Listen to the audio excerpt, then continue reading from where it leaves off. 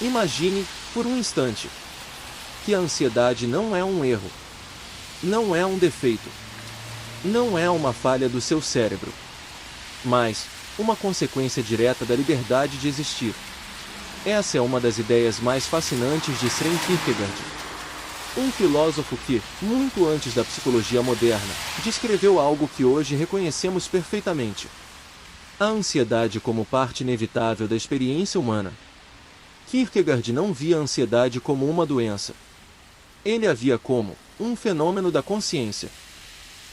Algo que surge quando percebemos que somos livres. Para Kierkegaard, ansiedade não é simplesmente medo. Medo tem objeto. Medo é de algo. Ansiedade é diferente. Ansiedade é o sentimento diante do possível. É o frio na barriga diante da liberdade. É o desconforto de saber que nada está totalmente determinado. Que a vida pode ir para inúmeros caminhos.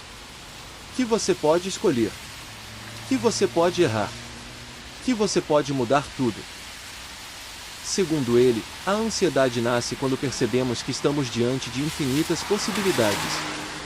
E o mais curioso: isso não é um problema psicológico. É uma condição humana.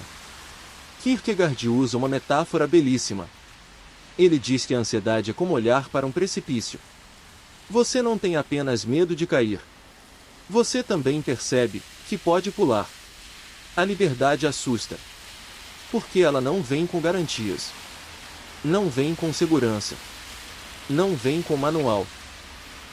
E aqui começamos a tocar em algo muito profundo para quem sofre de ansiedade, pânico, toque ou agorafobia. Porque todos esses estados compartilham algo central: a dificuldade de tolerar o incerto. Vivemos em uma era curiosa. Nunca houve tanta liberdade. Nunca houve tantas opções. Nunca houve tantos caminhos possíveis. Mas junto disso, nunca houve tanta ansiedade. Escolhas profissionais. Escolhas afetivas. Escolhas de identidade. Escolhas de estilo de vida. Tudo é possível.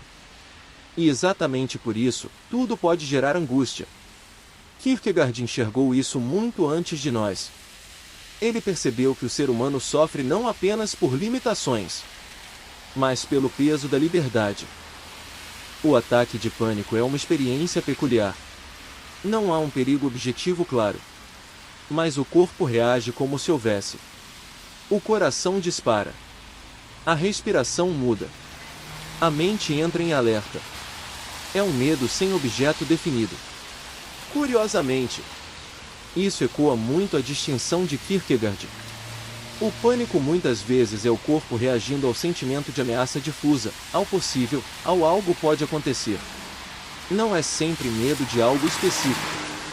É a ansiedade existencial transformada em resposta fisiológica. O toque possui uma característica central: a tentativa de obter certeza absoluta. Neutralizar riscos. Eliminar dúvidas. Mas a existência humana, como Kierkegaard insiste, é estruturalmente incerta. Nunca teremos garantias totais. Nunca teremos controle completo. E aqui nasce um conflito doloroso. Uma mente que exige certeza, vivendo em um mundo que oferece apenas probabilidades. As compulsões, nesse sentido, podem ser vistas como tentativas desesperadas de domar o possível, de reduzir a vertigem da liberdade. A agorafobia é frequentemente mal compreendida. Não é simplesmente medo de lugares. É medo das sensações. Medo do imprevisível. Medo do e se acontecer algo. Lugares abertos representam algo simbolicamente poderoso. O vasto campo do possível. O espaço onde tudo pode acontecer. Onde não há controle. Onde não há refúgio imediato. De certa forma, é novamente a liberdade provocando ansiedade. Essa talvez seja a parte mais transformadora da visão de Kierkegaard. A ansiedade não é algo que deve ser eliminada. Ela é algo que deve ser compreendida. Ela é o preço da consciência. O preço da liberdade. O preço de existir como um ser que pode escolher. Sem liberdade, não haveria ansiedade. Mas também não haveria criatividade, amor, mudança, transformação. No budismo, o sofrimento surge do apego. Apego à certeza. Apego ao controle. Apego às narrativas mentais. Pensamentos não são fatos. Sensações não são ameaças. Eventos não são totalmente controláveis. Isso dialoga profundamente com Kierkegaard. Porque ambos reconhecem algo essencial. A realidade é instável. E lutar contra isso gera sofrimento. O taoísmo propõe algo radicalmente simples: fluir com a vida. Não resistir ao movimento natural das coisas. A ansiedade, sob essa lente, surge quando tentamos congelar o fluxo. Quando exigimos que o mundo seja fixo, previsível, controlável. Mas a existência é mudança constante. Psicologia contemporânea, especialmente abordagens como ACT e terapias baseadas em aceitação, chegam a conclusões surpreendentemente próximas. A tentativa de eliminar a ansiedade frequentemente piora o quadro. A tentativa de controlar pensamentos fortalece o problema. A aceitação não é desistência.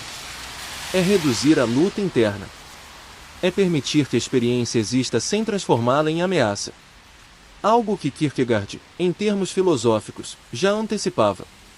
A ansiedade faz parte da estrutura de ser humano.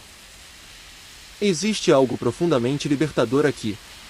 Se a ansiedade é parte da liberdade, então ela não é um erro pessoal. Não é fraqueza. Não é defeito. É uma manifestação da própria condição humana. Todos os seres conscientes lidam com o possível, com o incerto, com o não saber. Em vez de meu corpo está me traindo, pode surgir outra leitura. Meu corpo está reagindo à experiência de existir. Em vez de preciso eliminar isso. Talvez posso aprender a permitir isso. A ansiedade não é apenas sobre perigo. Às vezes, ela é sobre liberdade, sobre possibilidade, sobre o vasto campo aberto da existência. Kierkegaard não nos convida a fugir da ansiedade. Ele nos convida a enxergá-la como parte do drama de ser livre, parte da aventura de existir, parte inevitável de uma vida que não vem pronta. E talvez exista algo profundamente humano, e até belo, nisso. Mas Kierkegaard não parou na ansiedade. Ele foi ainda mais fundo. Ele descreveu algo que chamou de desespero. E aqui, a palavra não significa apenas sofrimento intenso. Desespero, para ele, é uma condição muito mais sutil, muito mais silenciosa, muito mais comum. Desespero é não conseguir ser quem se é. Kierkegaard dizia que o ser humano é uma síntese, uma mistura curiosa de opostos. Finito e infinito. Necessidade e possibilidade.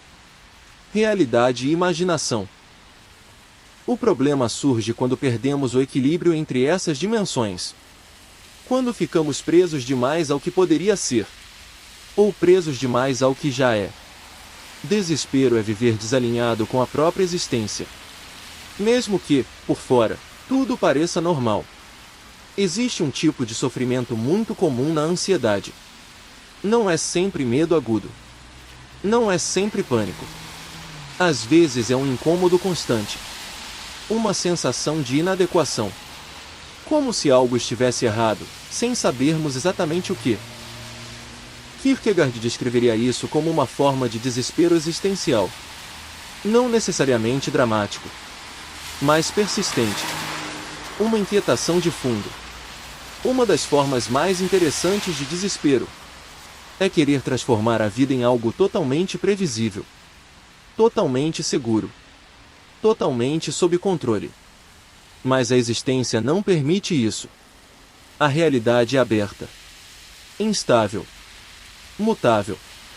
Quando exigimos garantias impossíveis, entramos em conflito direto com a estrutura do mundo. E esse conflito dói.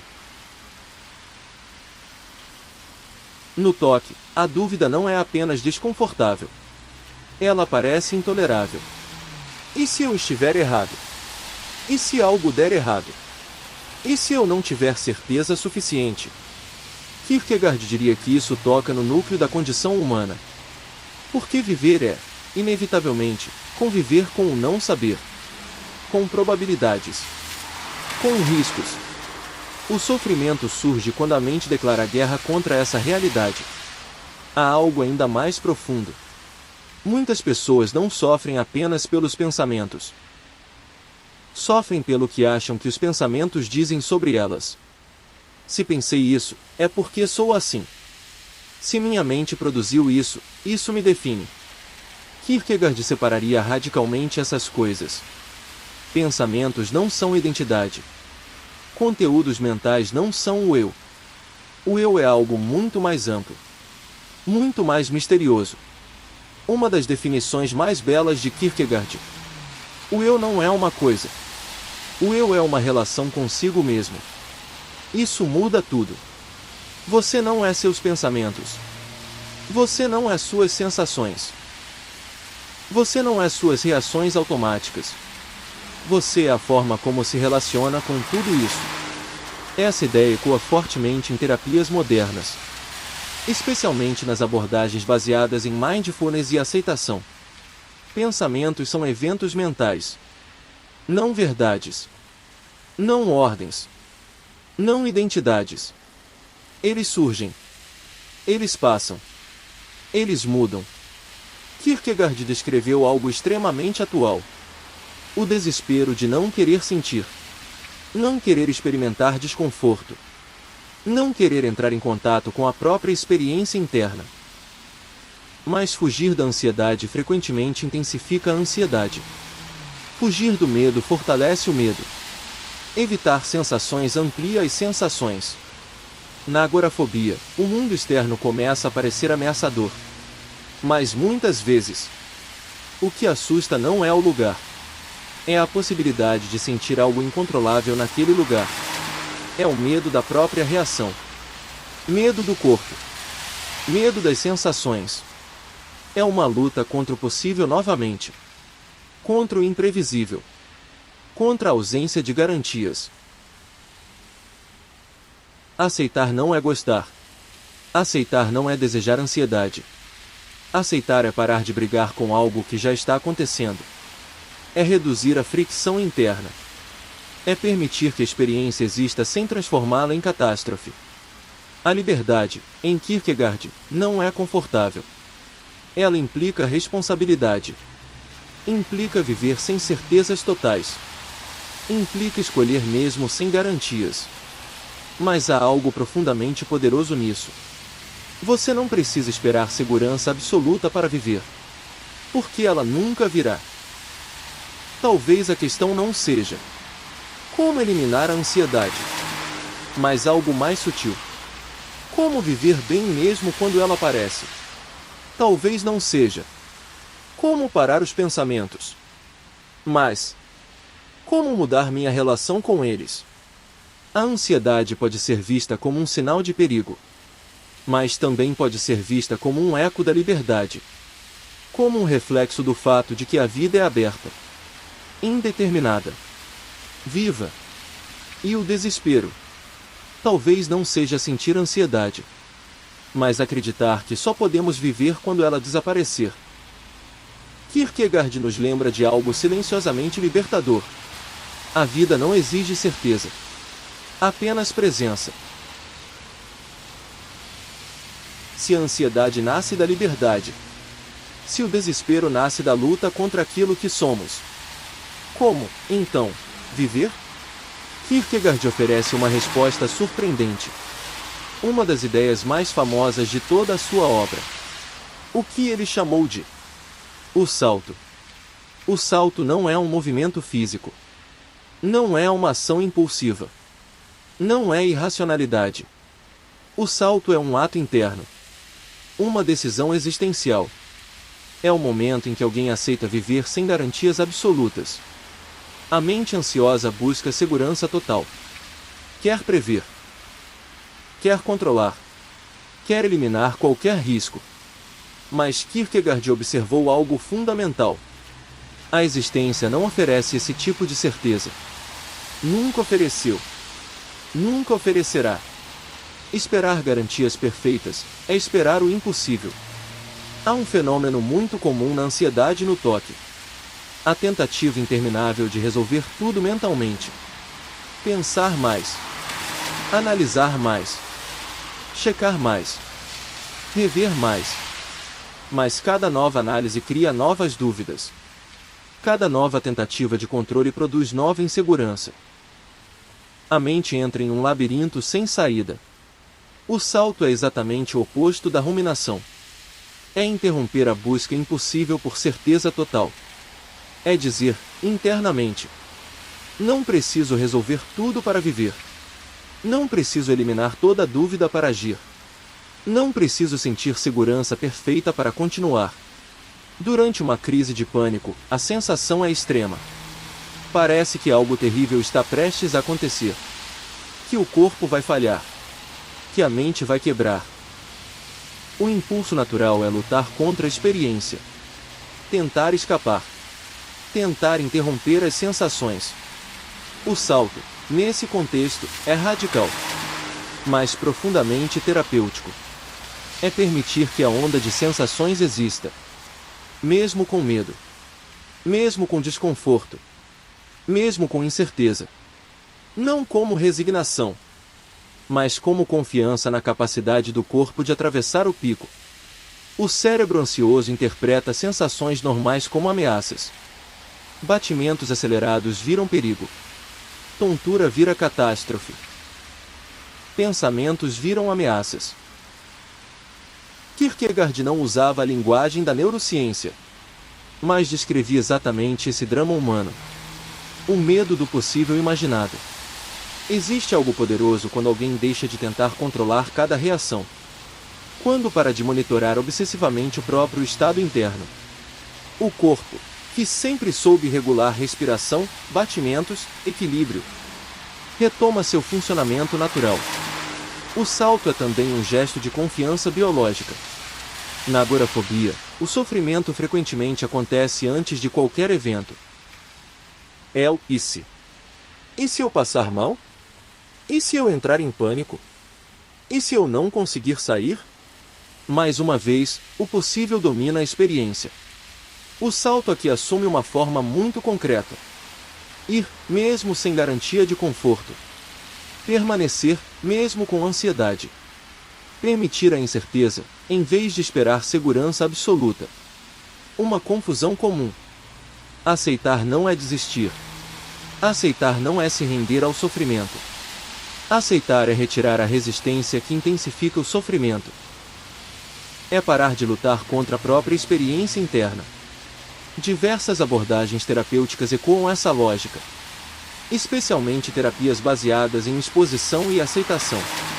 Melhora não vem de eliminar sensações, mas de aprender que elas são toleráveis, transitórias, seguras. O salto é exatamente essa mudança de postura. Kierkegaard via o salto como um ato de coragem, mas não uma coragem dramática, heroica. Uma coragem silenciosa, cotidiana, quase invisível. Continuar apesar do medo.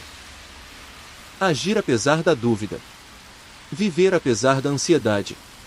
Talvez a liberdade não seja ausência de desconforto. Talvez seja algo mais profundo. A capacidade de não ser governado pelo medo do desconforto. Só avance quando tiver certeza. A existência responde. A certeza nunca será completa. O salto é a ponte entre essas duas dimensões. Não é eliminar o medo. É não exigir que ele desapareça para viver. Talvez a maior contribuição de Kierkegaard não tenha sido apenas explicar a ansiedade, mas transformar o modo como a entendemos. Ansiedade não como falha, não como fraqueza, mas como parte inevitável da experiência de existir. Somente um ser consciente do futuro pode sentir ansiedade. Somente alguém capaz de imaginar possibilidades pode temer. A ansiedade, nesse sentido, é inseparável da própria liberdade humana. Ela não é um erro do sistema. É um subproduto da consciência. Grande parte da dor não vem apenas das sensações, mas da interpretação delas. Isso é perigoso. Isso não deveria estar acontecendo. Não posso sentir isso. A luta contra a experiência frequentemente amplifica a experiência. No budismo, existe uma ideia central. A dor é inevitável. Mas o sofrimento é amplificado pelo apego e pela resistência. Sensações vêm. Sensações vão. Pensamentos surgem. Pensamentos desaparecem. O sofrimento cresce quando tentamos controlar o incontrolável. Uma mente ansiosa produz imagens, cenários e ideias assustadoras. Isso não significa que sejam verdades. A atividade mental não é realidade. É apenas atividade mental. Esse reconhecimento é profundamente libertador. No toque, pensamentos comuns tornam-se carregados de significado. Uma ideia passageira vira ameaça. Uma imagem vira perigo. Uma dúvida vira urgência. Mas pensamentos não têm poder causal. Eles não são comandos. Não são profecias. O taoísmo ensina algo sutil e poderoso. A mente, como a natureza, é um fluxo. Quando tentamos forçar o rio, criamos turbulência. Quando permitimos o movimento natural, há menos conflito. Pensamentos podem existir sem serem combatidos. A transformação não exige eliminar pensamentos. Não exige sentir calma constante. Não exige controlar o corpo. Ela começa com algo mais simples e mais difícil. Permitir. O coração pode acelerar. A respiração pode mudar. O corpo pode tremer. Nada disso é perigoso. Nada disso é anormal. São apenas respostas fisiológicas. Transitórias. Seguras. Pensamentos estranhos, assustadores, absurdos. São eventos mentais. Não definições de identidade. Ter um pensamento não significa querer algo. Não significa ser algo. Não significa fazer algo.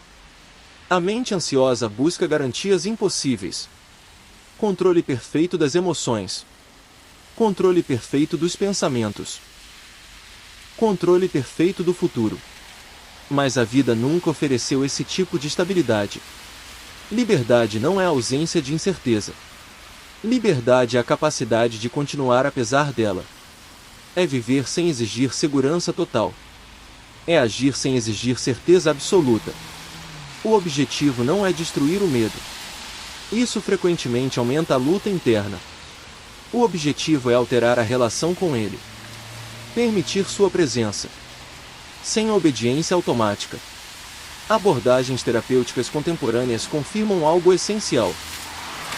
O que reduz a ansiedade não é evitar experiências internas, mas permitir que elas ocorram sem resistência. A habituação nasce da convivência, não do combate. A jornada raramente é linear. Dias bons. Dias difíceis. Momentos de avanço. Momentos de dúvida. Nada disso significa fracasso. Flutuações são parte natural de qualquer processo psicológico. Monitorar constantemente o próprio estado interno mantém o ciclo ansioso. Estou bem? Estou piorando? Isso é normal. Quanto mais a atenção se fixa no medo, mais real ele parece. Confiar não é sentir certeza. É continuar mesmo sem ela. Confiar no corpo. Confiar na transitoriedade das sensações. Confiar que pensamentos não são ameaças reais. Kierkegaard não prometia uma vida sem angústia. Ele propunha algo mais humano. Mais possível. A coragem de existir apesar dela. Talvez a ansiedade não seja inimiga. Talvez seja apenas uma reação exagerada de um sistema projetado para proteger. Algo desconfortável, mas não perigoso. A mente cria tempestades. O corpo reage. O medo surge. Mas nada disso define quem você é. Nada disso determina seu destino. Nada disso impede uma vida significativa. Pensamentos passam. Sensações mudam. Estados emocionais se transformam. E a vida continua disponível. Mesmo em meio à incerteza. Talvez o verdadeiro salto não seja eliminar o medo, mas parar de esperar que ele desapareça para viver.